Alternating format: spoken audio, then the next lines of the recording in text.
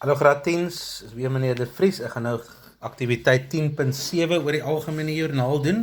As julle in die handboeke kyk, ek gaan eers die algemene joernaal doen en dan gaan ons oorboek na die algemene grootboek, dat julle ook kan sien hoe lyk die oorboeking. So julle kan sien, daar is reeds totaal in die algemene joernaal. Dis nou transaksies wat deur die maand plaasgevind het, so jy skryf dit maar net neer daarbo. Totals, and you put in the totals. Then the new ones, at the end of the exercise, they tell you there's transactions that you still must enter in the general journal. The first one, they tell you the owner took trading stock for his personal use, for his daughter. So the two accounts involved then is drawings and trading stock. So there's less trading stock in your business. And drawings, you all know, decreases owner's equity, drawings. So that will be on the debit side. So this is an entry that doesn't fit in any other of the journals. So we're going to do this in the general journal. You're going to debit drawings, dis onttrekkings, 578. En ons gaan handelsvoorraad krediteer, as minder handelsvoorraad in die besigheid. Ook moet 578. Jy skryf nou niks by debiteer of krediteer nie, want dit niks met debiteer of krediteer te doen nie. Eerste rekening word, die rekening wat jy gaan debiteer staan eerste, en die een wat jy gaan krediteer staan so klein bietjie van die kant af, skryf jy die rekening wat jy gaan krediteer. Dan die volgende ene, die eienaar neem skryfbehoefte vir sy eie gebruik. So nou gaan ons weer sê, skryfbehoeftes raak mos nou minder, en as dit weer onttrekkings. So skryfbehoeftes raak minder, hy word gekrediteer, want die eienaar vat dit vir homself, en die onttrekkings, die eienaars onttrekkings raak meer. So ons gaan onttrekkings aan die debietkant sit, onttrekkings vir minder eienaars belang, en skryfbehoeftes, stationery, we're going to put on the credit side, because the owner is taking the stationery for himself, there's less stationery in the business. Nothing to do with debtors or creditors, so you don't put anything on the debtors or creditors. The third one, we're going to write off a debtor as irrecoverable, so we can't find him or he's bankrupt.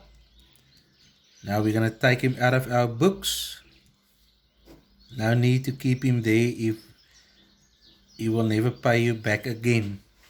So what will happen? We're going to say the debtor owes us less money. We're going to take it out of his account. Debtor owes you less.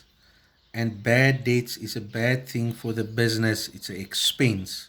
So expense is on the debit side. So weer eens, ons skryf oninbare skulde aan die debietkant. Die rekening wat ons gaan debiteer, kom in die rekening wat ons gaan debiteer staan eerste, ekskuus, R426. En dan skuld hierdie meneer Milan, ons moet ons minder geld, ons sal skryf sy skuld af. Ons kan nie debiteer kontrole daar skryf nie, want dan weet ons nie met wat 'n ou werk ons het. So ons gaan die debiteer se naam daar skryf, Milan. So Milan skuld vir ons minder geld, dit kom in die kredietkant, hy skuld vir ons minder. En dan gaan ons ook in die algemene grootboek, as ons nou 'n oorboek, gaan ons wys dat die debiteer vir my minder skuld. So is net wanneer jy met 'n naam werk, met 'n debiteer of 'n krediteer, wat jy op twee plekke gaan inskryf. Dieselfde lyntjie, op twee plekke. Dit gaan na sy persoonlike rekening toe, dit gaan na die algemene grootboek toe. Dan die volgende een is weer 'n cheque wat geweier is deur die bank, en nou moet ons die korting kanselleer. So kom ons sê nou maar as 'n ware, jy gaan die ou bel en sê, luister, jou cheque het gehop, daai R18 se korting wat ek jou gegee het, ek gaan dit weer terug op jou rekening sit. So you can tell the debtor, you owe me more money, there was a dishonored check, that R18 I gave you, I'm going to put it back on your account. So we're going to put it back, we're going to say you owe me more money, and we're going to cancel the discount allowed. We work with a name, we want to see his name, Glazo, so ons sê hy skuld my R18 meer, die debiteer skuld vir my meer, en korting toegestaan kom aan die kredietkant, want ons kanselleer nou die korting. Korting toegestaan is 'n uitgawe, hy kom ons gewoonlik aan die debietkant, maar nou die check gehop, nou kanselleer ons die korting, so nou kom dit aan die kredietkant. En dan ek sê daar's nog 2, dan die tweede laaste ene, ons belas hierdie ou nou met rente. Hy vat nou te lank om terug te betaal, nou besluit ons gaan hom met rente belas. So wat gebeur as jy 'n debiteer met rente belas? Hy skuld vir jou meer geld, R14 meer, kom ek teken sommer weer hierso. Debtors control, so this debtor owes you R14 more, and it's an income for the business, interest received. So the account that you debit is debtors control, but we want his name there, so that we know for sure who we're working with. So this guy is owing you R14 more, and the R14 must go to the general ledger. And the account that you credit is interest received. It's an income, this is why it's on the credit side. It charges a debtor with interest. Debtor owes you more money, and there's an income for the business.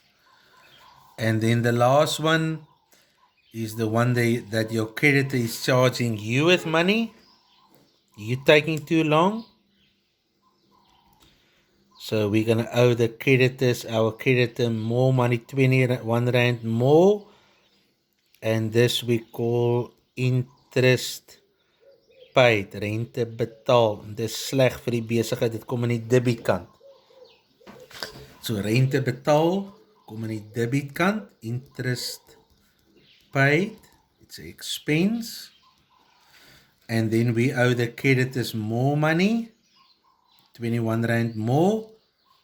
And we want the name there, the name is Mondi. We owe Mondi R21 more, so this will go to his individual account. And then to the general ledger, R21. So this is the entries in the general journal. So I'm just going to add everything up, then I'm going to stop the video there, and then I'm going to do part 2 where we're posting to the general ledger. So there's 14, it's 18, 5, 6, 7, 6, 3, 6, 88, 6 and 1 is 7, 1 and 2 is 3, 1. So I'm going to stop it now there. I'll also send you a photo of this general journal.